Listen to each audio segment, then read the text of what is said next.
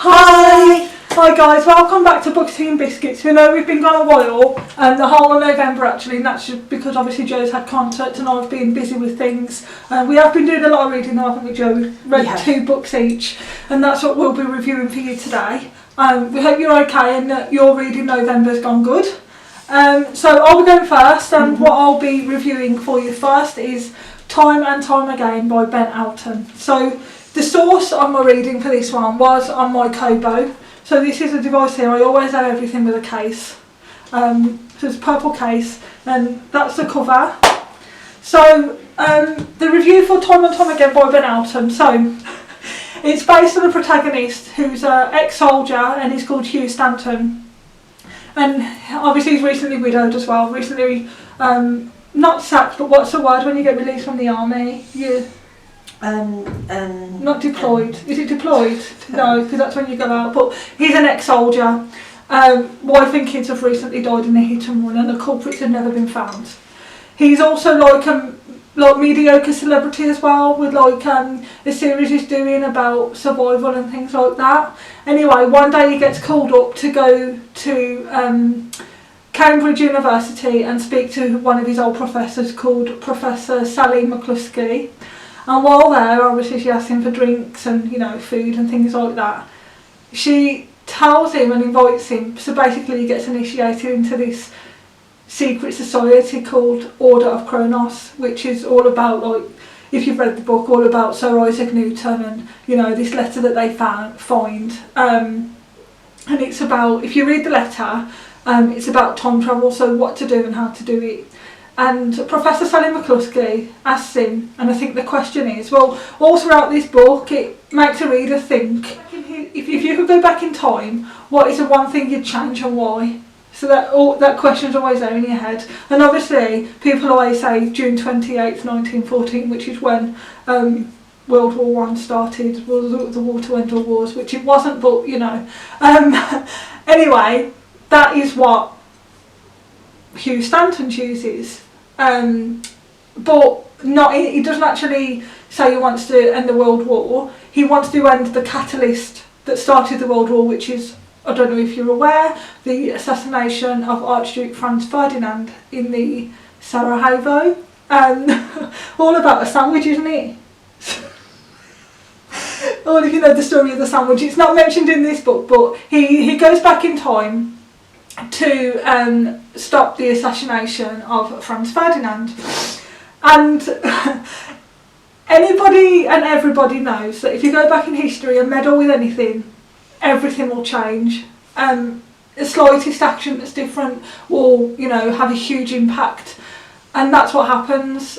Obviously I don't want to say what happens and I can't go into too much detail, but he doesn't just royally balls it up, he makes a huge impact on. Yeah, but it's quite funny. It's a really good book actually. When I found out it was a time travel book, I was like, oh god, science fiction. Oh my god. Oh, I love Doctor Who anyway, but when I found out that this was a time travel book, I was like, oh, it's going to be so boring. But it actually wasn't. The way Ben Elton writes it keeps you questioning. Will human beings' actions in history really impact the now? Will they have a huge impact on, people's decisions? How far will it impact that?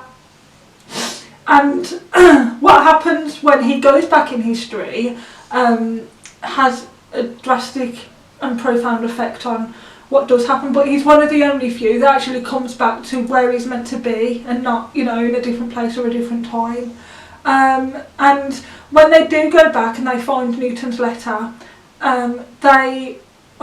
he's not the first person to have been initiated into this society. He's actually told, though, that he's one of the first people to come back to where he is meant to be. So him and all the other predecessors before him write their future selves a letter. So when they're in history, they write their future selves a letter, but these letters are never found. So they don't know what they need to know. Obviously he remembers writing the letter and he knows, but nobody ever finds it, and nobody else before him has ever found their letters either. So does he manage to stop the assassination of Franz Ferdinand? How much of an impact do his actions have on the now. So I'm just going to get a quote that I wrote down from Ben Elton, not from Ben Elton, but something in the book that Ben Elton written. So what happens, I just need to give you a brief overview of what happens when he's going to the I can't pronounce it. Sarajevo, that's it, yeah. So on his way to Berlin on the train, he gets seduced by this woman called Bernadette, and she is an Irish suffragette. And what? I'm sorry. She is an Irish suffragette. Yeah, I don't disbelieve it. It's just an Irish suffragette, sort of, giving him the come on. But she doesn't know. Well, they actually end up getting it on, which is quite different for 100 years ago. This book is written in 2014, and they've gone back to 1914. So it's it's like modern day. Doing modern day things in back then. So he's not a very good time traveller because he uses 21st century slang. He's got all these devices, and the woman who actually seduces him finds a laptop and guns that aren't yet created. So he's not a very good time traveller because he knows he needs to keep all this stuff secret. He knows that, with her finding that laptop, that alone has changed history altogether. Yeah, because she could be the one that's given the credit for creating them. So Franz Ferdinand's assassination was a trigger or a catalyst for World War One.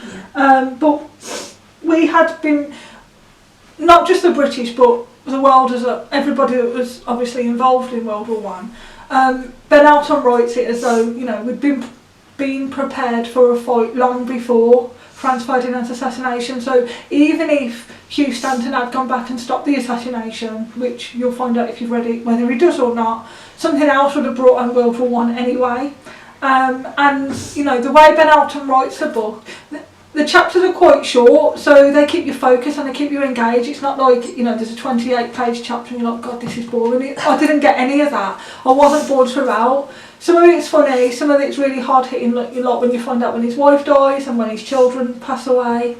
But yeah, the way Ben Elton writes it, you can clearly see that he's done his research into, obviously, not only the war itself, but about the situation about Franz Ferdinand, the Sarajevo, about time travel and how it works, and his research into Newton as well. And it makes readers think that Newton's letter and time travel is part of his mental breakdown between 1692 and 1693. So it does keep the reader guessing, and I really like the book, so I give it 4 stars, and the only reason I don't give it 5 is because the character itself, the protagonist Hugh Stanton, he has one task and he doesn't do that task, and I know he's gone back in history, so he's alarmed by a lot of things. There's so much differentiation between now and then, and I get it, I'd be intrigued as well, but what he royally messes up, and it could have a catastrophic effect. And again, you find out whether it does or not if you've read the book. I can't, again, go into too much detail because I don't want to spoil the ending. But basically the ending implodes in itself, and the last 50 to 60 pages really keep you enthralled. But I just wish that the protagonist had a bit of sense. Does that make sense? I wish he had a bit more common sense. Yeah, that's what he was lacking. So he gets 4 stars out of 5 from me. I really did thoroughly enjoy it. What I would do next, though, I would like, if I ever did read this again in the future, I would like to read the physical book rather than the e-book. But the good thing about this is it's got the backlight, so if I am reading it in the dark, I can read what it's saying rather than with a book. Obviously you have to have your lamp on and everything, but that's a good thing about that. But if I'm reading a physical book, because I like the bookmarks and things, and I can see my progress, whereas this, you can't see your progress unless you look at the bottom and it'll tell you what percentage through the book you are. But yeah, I really liked it. Give it 4 out of 5, and I do recommend, Joe, if you do want to read it, you can. But yeah, it's a really good book. I know you'd like it, but you'd have a laugh as well. Yeah. So yeah, that's my review on Time and Time Again by Ben Elton. Really thoroughly enjoy Ben Elton's writing, but this is the only works I've read by him. But I do know that he's written other things. So with me reading this, I might actually take a venture into other things that he's written in the future, perhaps. But yeah, this is just my first foray into Ben Elton. So yeah, really good. Mine isn't fiction. No. It's fact. It's called Forgotten Voices, and it's the actual people. Oh, one second. Your pages are all folded in there. That's how it was. Oh, okay. Yeah, Sorry. I didn't do that. Okay. No, that's okay. You How don't have to tell me. It was how I bought it from the charity Does it shop annoy for you? £1. Does it annoy you? Well, yeah, because it kept Opening there. Sorry. So, Forgotten Voices of the Great War, First World War, the people that were in it and involved in it. So you got the young soldiers, their thoughts on it from all the different nations, Canadians, French, Australians, even the Germans, as well as the British. You've got women that ended up going into the munition. Yeah, I can never say that. Factories and their thoughts on things and what they had to do, and obviously some of the hierarchy and what the Germans thought of their hierarchy and stuff. It had me. It starts off basically on how some of them actually joined up, and how most of them were well underage, and what made them join up was people, the women, and they would give them white feathers, and this is what annoyed me, because they made an assumption on somebody. One young lad. Sorry, what were the feathers for? The white feather, coward. Oh. If they gave you a white feather, you were a coward. For going into the army? No, for not going. Oh. The fact that he was 15 didn't matter. They gave the young lad a white feather. He wasn't even old enough. And this young lad who was 15, he'd been fighting since then, since it had started. And because he became ill, he was sent home because he was really ill. And his dad contacted his commanding officer and said, "You do words to that effect, you know my lad's only 15. So then he was kicked out, as it were. And he got better. Of course, he was underage, so he couldn't go and be in the army because they got his details. And he was in the town, and this woman gave him a white feather. And he said to her, "I've been fighting since I was 15. And she went, "Yeah, of course you have." So he went and signed up again. And this is how it was. There was one lad, he'd done 2 years fighting, he'd been fighting at Mons and been in a right, I mean they were all in a right state, they got lice and everything, and he managed to get some leave, and he went home, and because his uniform was covered in lice, obviously, you know, his mum couldn't have him in the house with the lice, so he took his uniform off, she did what she needed to do, he had a bath, whatever, and got into civvies, and he decided he would go to the pictures, and he went to the pictures, and all these people were talking about him, and they gave him white feathers, and he said, "I've been fighting, I've been fighting." He couldn't say where, he just said that he'd been fighting for 2 years, and they went, "Yeah, of course you have." And he just didn't, he couldn't enjoy his leave, and they were talking about him, they were all laughing at him, and this naval officer, who'd obviously not seen anything because he was in his uniform, said that people who weren't in uniform shouldn't be allowed out. Oh. And it just wasn't on. It was wicked and evil things that happened over here. To say over there, everybody thought that the war would be over by Christmas. By December. Was it? No, clearly it wasn't, but there was a point. I know a lot of people know Pipes of Peace by Paul McCartney and the beautiful video that goes with that, where it shows that Christmas Day they enjoyed communication. There was ceasefire. Well, they didn't all play football. Whether any of them did play football, you don't know, it's not mentioned. But they did get together, the Germans and the British, even though they couldn't sort of cross over to each other. They were in no man's land, but there was barbed wire, so they couldn't get past through there. But they could talk, and they could shake hands, and they exchanged things like they would give the Germans some bully beef, and the Germans would give them some chocolate or something. So, and it was the Germans that initiated it. They stood up in their trenches and they shouted, "Happy Christmas, Tommy," and that started it.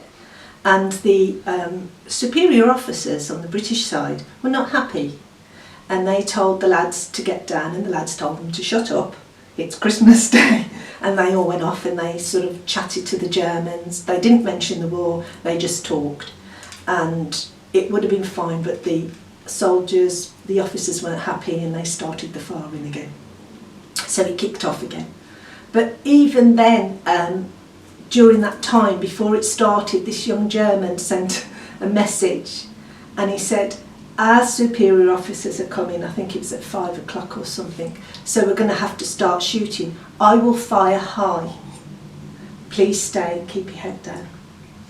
And so that's how it was, just for that Christmas Day. So it was nice, that was a nice bit. And when Gallipoli happened, the British, like, you know, whoever it was, would throw over cans of bully beef, and the Turks would give them strings of figs. And these are people that are fighting each other. So there was little bits of kindness. There was a lot. Well, they're just following an order, aren't they? They're not holding people themselves. I mean, during the Christmas ceasefire, this one German said to this English chappie, will you please give my girlfriend this letter? She lives in Manchester. So he said, yeah, I'll see if she gets it. And he did. He did that. He posted it so she would get it. But little things like that. And, you know, then they had to fight each other again. And there was a lot of wounded on both sides. It's a lovely book. There's a lot of sadness. There's some funny bits. How did it make you feel when you was reading it? Angry, really angry. I wouldn't be able to read that. Especially when you see that young lads, there's two young, and normally what happens is when they get new people coming to the front, they've, just dropped my glasses, they've recently joined up. You're supposed to be 19 when you're sent overseas. These lads were barely 16. They were sent overseas, and instead of having the normal small training that they used to get before they went to the front, they were sent to the front. So it was scary for them. They were barely 16, and so they were scared. And when they realised what they'd got to do, they wanted their mum, which is natural. And somehow they ran away. And they were caught by a couple of red caps, and they were shot the next day, which is what used to happen. Yeah. Sometimes people were shot, but by our own men, because they tried to escape. They didn't want to fight, or like with these young lads, they were 16. They were babies, you know. They shouldn't have been joining up, but you could guarantee they were probably joined up because they were conned into it, or they were made to feel guilty. So, you know, it was just diabolical. And their family were never told. They were just said that they lost their life during whatever. So they weren't told they were shot as cowards. They were, you know, he lost his life during whatever was going on. It's a very effective book. It really does affect your emotions in every way possible. There is one or two bits that you sort of laugh at, and a lot that you get very tearful about, and some you get so angry. You know that you could just chiefly punch some of those people. Yeah. There's some,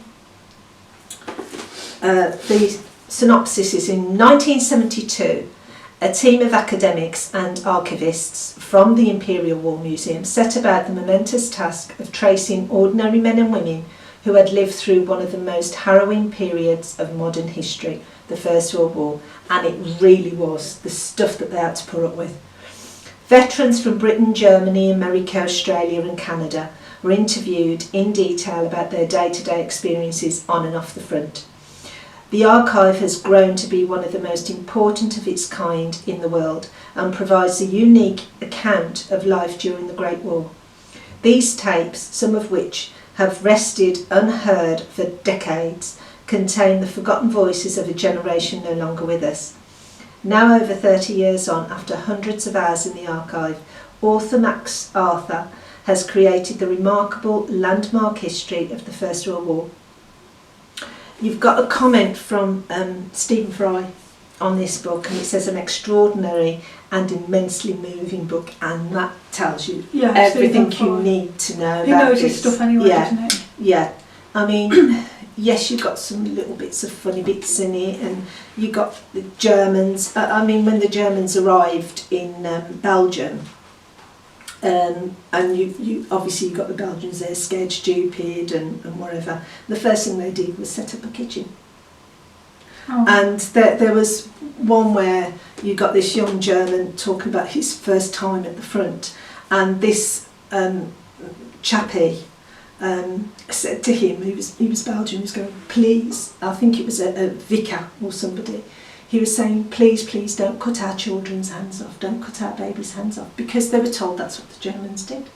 That's not nice. And of course they weren't happy. The Germans were not happy about that. But yeah, it's a very emotive book, it really is, and it you just wonder sometimes what made people do the things they did and how they managed to survive it, because a lot of them survived it, a lot of them didn't, and some of them were really in a bad way when they did. Of course. Even though they survived it. Well, I don't think I'd be able to read that. No, because they do go into explanation on certain things when they're explaining about the dead bodies and stuff like that, the things... But you don't regret reading it? I don't, no. I don't regret reading it. I just wish people would not make assumptions. And what's your rating? I would say 5 out of 5, because it really gets you to think. And due to the nature of the book? The nature of the book, but more importantly, these are ordinary people that you would never hear from. They weren't celebrities, and they told it how it was. They even told you how the army picking condom into Germany. Yeah, they're not fictional characters, are they? No, every single one of them's real, and you got them getting VCs and whatever, and because of what they did. It's really, I would recommend anybody and everybody to read this, just so they know what people went through for freedom and for liberty, you know. So yeah, definitely 5 out of 5. Cool. So now I'll be reviewing a beautifully written book called All the Light We Cannot See by Anthony Doerr. And I read it without cracking the spine. So I know I always do that, but yeah, it's really, really good. I love this book. But I will explain the rating when I get to obviously the end of my review, because I do only give it 4.5 stars, even though it's heartbreaking, makes you cry, happy, sadness, beautifully written, the imagery and the scenery that he uses. It's basically enthralling, but I'll explain the rating when I get there. So I'll go through what the book is based on first, and then I'll give you a quick read of the synopsis. The book is based on 2 protagonists. One called Marie Laure, who lives with her father in Paris. Her father is Master of the Locks at the Natural History Museum. They literally live basically a stone's throw away from the Natural History Museum. And again, he's Master of the Locks. When Germany occupy Paris, they have to flee to a place called Saint Malo on the coast of Brittany. And they go and live with like her uncle, who has a tall house by the sea. And when Marie Laure is 6 years old, she goes blind. So her father creates for her a little like model city of where they live. Every street lamp, every house, every manhole, etc. So that she can navigate it with her fingers, so that when she's walking, she knows where she's going and she can navigate the real streets with her cane and her feet. On the other hand, at the same time, in Germany, obviously, when they're living in Paris, in another world in Germany, you've got this orphan boy called Werner, and he is with his little sister called Jutta, I believe she's called, and he finds a radio, and he becomes, like, I don't know what the word is I'm using, he becomes a master of like tracking the resistance when he's older, because he finds these radios, he fixes them, and they really love listening to this radio show at night time where like the professor tells stories and things like that. So because of his talent of fixing radios, he gets he has a prestigious like place in an elite military school, military camp, and obviously that enables him to track the resistance, you know, for the army.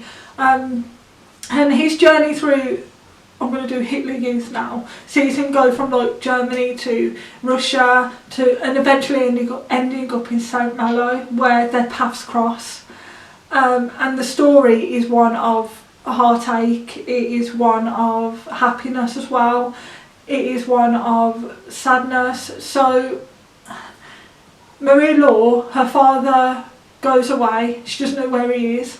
She's got this radio and she tells stories. I believe it's 20,000 Leagues Under the Sea, and she's told to read certain chapters because hidden within the story is a code, secret message. So her uncle or whoever will say, read this chapter tonight, and she doesn't know, obviously, because she doesn't know Werner yet. Werner doesn't know it's her, but he's listening to that radio show or listening to her tell that story. And like you see, the book's written from both perspectives, so obviously the chapter will be her, the chapter will be him. The chapter will say, you know, 1944 St Malo, 1939 Germany. So the paths eventually converge, and again, like the book that Joe's just reviewed for you, and how we've been brought up in this modern day time is to like hate people because of what's happened.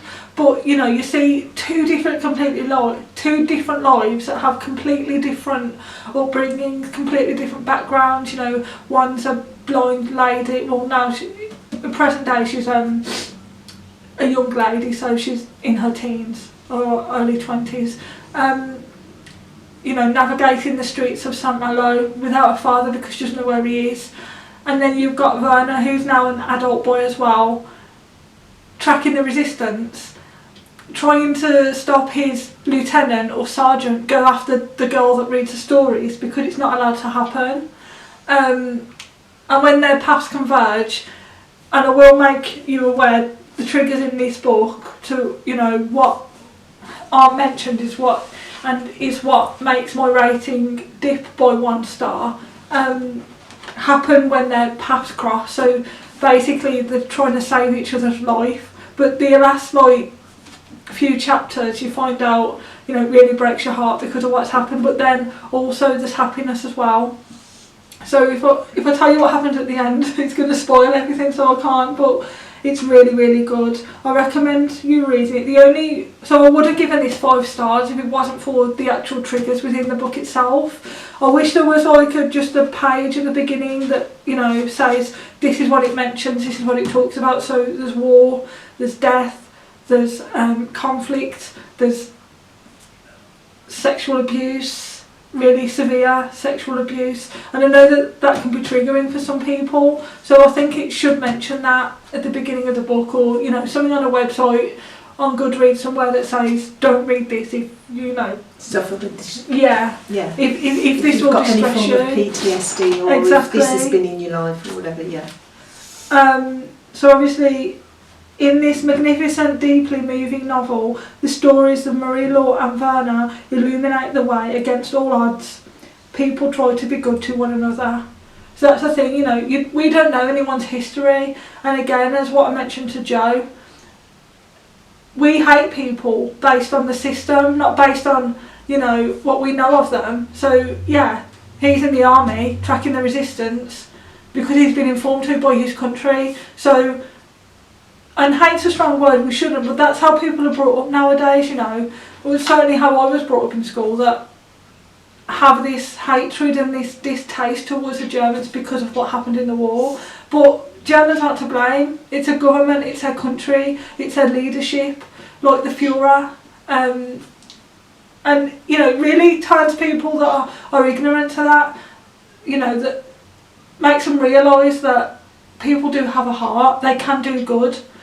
And from both sides as well. Yes, there's a difference between the German army and the Luftwaffe to Nazis. Yeah, big difference. And I know some people mistake German army for Nazis and they're separate.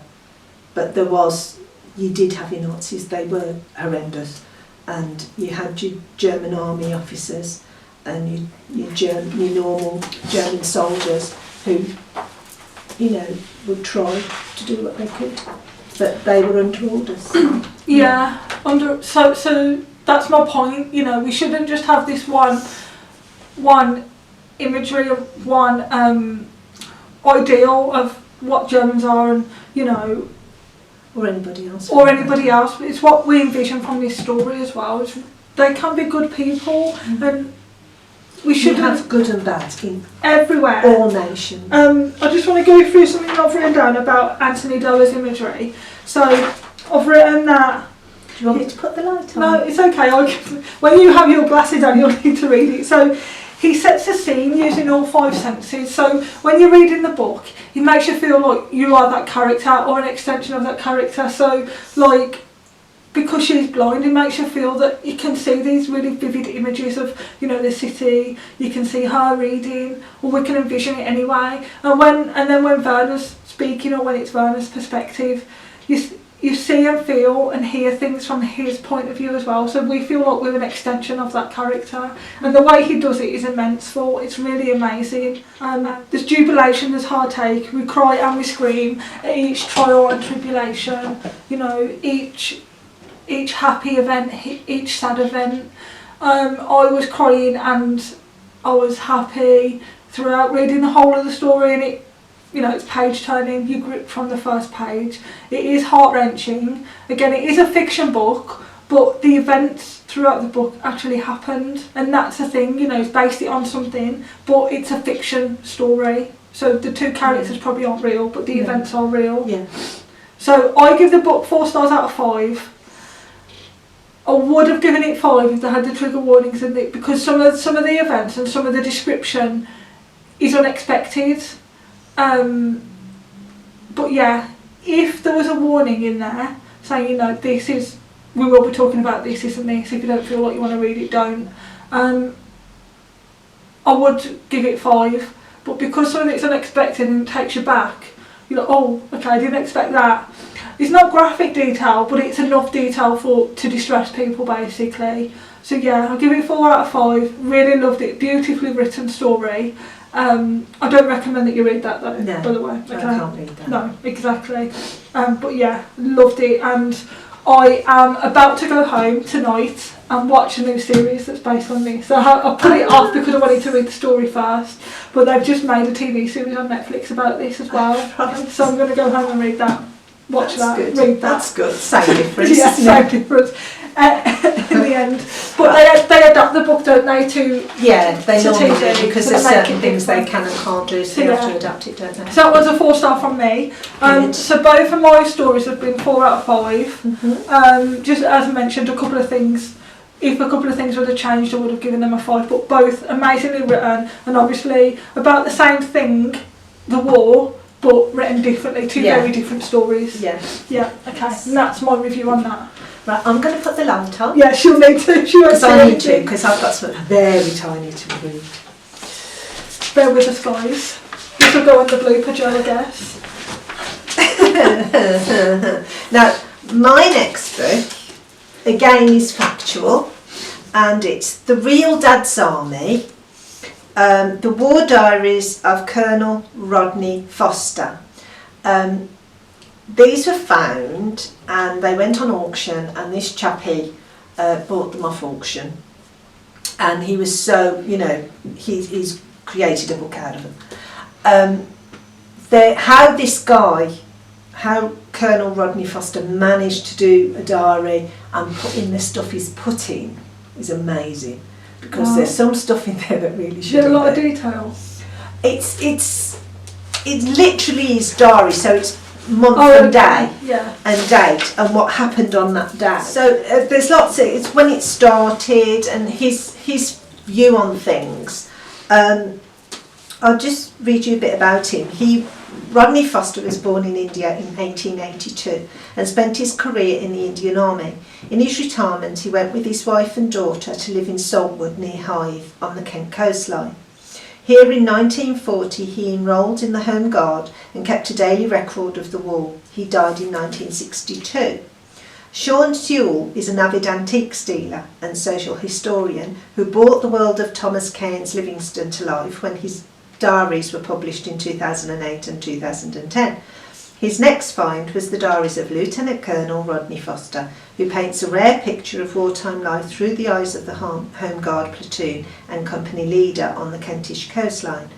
Sean bought the diaries through an online auction in 2009 and was captivated by the dramatic accounts of this real-life Dad's Army's Captain Mannering. Sean lives and works in Northumberland. Wow. And although Dad's Army is like funny, This isn't. it isn't, not really. There's some ridiculous things in it. But for example, our local air, this is Wednesday the 20th of March, and I think 1940. Our local Air Force were out all night, landing finally in fields near Paddlesworth.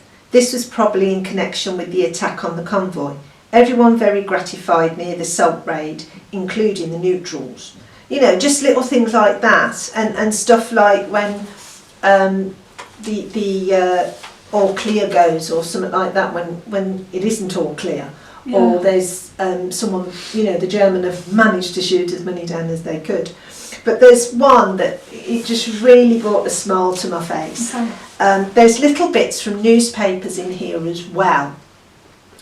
The story of a girl's message of good wishes that saved an RAF bomber with his crew of 4 was told by Mr.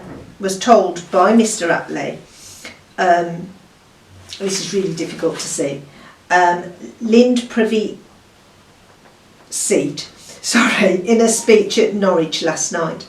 The bomber, he said, had to fly through a lot of flak over Germany, and one of its wings was damaged.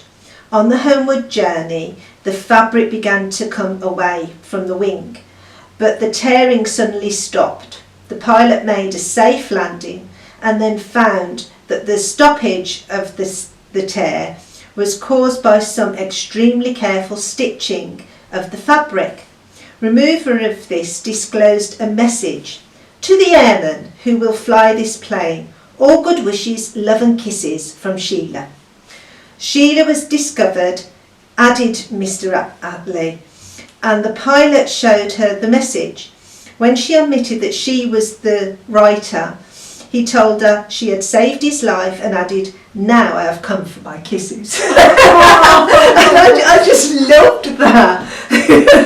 I thought that was great because she'd saved her life and obviously probably got a husband out of it. Following on from the letter, yeah. Yeah. Kisses. But you know, there's lots of things. There's things where people have been evacuated from their homes, so their homes are empty, and you've got some sappers and people moving in, and they're really making a mess. They're stealing and they're desecrating the home, and it's this chappie, Colonel Foster, ended up leaving the Home Guard because he got fed up with the way they were acting. It took a lot. Half the time they weren't getting the guns. You know, they're saying, you know, they couldn't really give them the guns so much. It took a while for them to get stuff for the Home Guard. It's just lots of little things that he saw every day, and it goes all the way through to the end of the war in 1945. It even mentions the Japanese, you know, and how they keep hearing rumours about Hitler. And one of the rumours was that Goebbels had told the Germans, you don't bomb Hythe, because he wanted to live there after the war. Oh. Whether that was true, you don't know, but it's in the diary. It's like, this is a rumour. So he mentions rumours as well, and he does make a point of saying this was rumours and this was heard and that was heard. It's a really, really good book. Oh, that's good. It is a good book. It's annoying at parts, especially when you hear about them, the ACAT guns not really doing, you know, they're firing but they're not hitting. Or they don't even fire when they should. Just little things like that sometimes, and then you've got to think, well, put yourself in there. No, it's not just that. Yeah, if it handed, we win. But we won because we had supremacy of the air. Hitler made the mistake of waiting. He thought, I'll get supremacy of the air, and he didn't, obviously. So that was his mistake, which we're glad about. But it is a good book. It's not like those sort of diaries, because they're all individuals and they're actually there. He isn't. He's in a place where it is getting bombed, and sometimes the planes are coming over but nobody's doing anything, and you're not even getting them, warning. Nothing's going on, but it's ever so informative, and you think, how did the guy manage to do this? You've also got pictures that he's painted, or drawn and painted. Sorry, he's painted them. This chappie, so he's quite good at drawing as well. So he's done all this. I can't notice. My hands are so cold. It's cold today. It's freezing today. -3, I believe. So it goes on like this. You've got lots of coloured and stuff he's done and things he shows. And as I say, it's his diaries.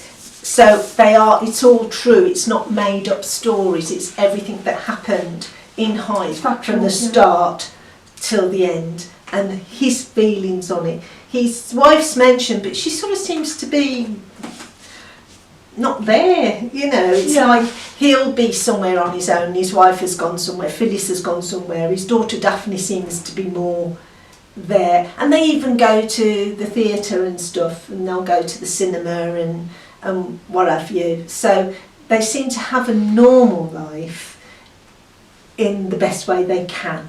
Yeah. So it is good. There's a little bit of sadness here and there where you've got family that die and that. But I would give it a 4. Cool. I would give it a 4. Maisie, will you make up your mind, please? So that's our review, guys, of the books that we read for November. So again, I read Time and Time Again on My Kobo by Ben Elton, and I read All the Light We Cannot See by Anthony Doerr, and that was in physical form. I read Forgotten Voices, factual book on the Great War, World War One, and it's all the people that were in it or involved in some way, and that was put together by Max Arthur. And the other is The Real Dad's Army, The War Diaries of Colonel Rodney Foster. Factual books, diaries, so it's all true information in there.